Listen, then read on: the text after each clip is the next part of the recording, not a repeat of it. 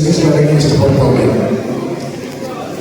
Professionals కూడా విజయవాడ, ఎందుకంటే అక్కడంతా కూడా మెకానికల్ లైఫ్ అయిపోయింది.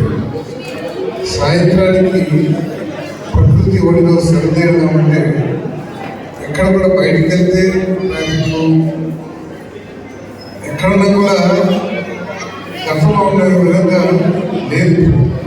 సో ప్రతి ఒక్కరు కూడా ఏమనుకుంటున్నారంటే ప్రకృతిలోకి వెళ్ళాలి, మన యాంత్రిక జీవితానికి రోజు దూరంగా వెళ్ళాలి అనే ఆంక్ష ప్రతి ఒక్కరిలో కూడా పెరుగుతూ ఉంది.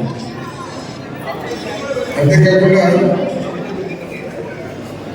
అందరికీ తెలుసు మన ఆంధ్రప్రదేశ్, మన విజయవాడ బ్రహ్మాండంగా డెవలప్ కాబోతూ ఉంది.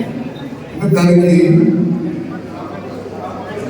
న్యాచురల్ స్ట్రెంగ్స్ చాలా ఉన్నాయి. విజయవాడ కానీ ఈ ప్రాంతం అభివృద్ధి చెందడానికి అందరూ కూడా ఏమనుకుంటున్నారంటే విజయవాడ ఎక్కువగా మనం రోజులు ఈ ప్రాంతాలకు వెళ్ళి ఒక 2 ఎకరాలు తీసుకుని మంచి ఫామ్ హౌస్ కట్టుకుందాం. అదంతకు నేనే ఆశ్చర్యపోయాను. ప్రభుత్వం నూజివీడులో ఒక స్టార్ హోటల్ కట్టాలి అని ఆలోచన చేస్తుందంటే ఈ ప్రాంత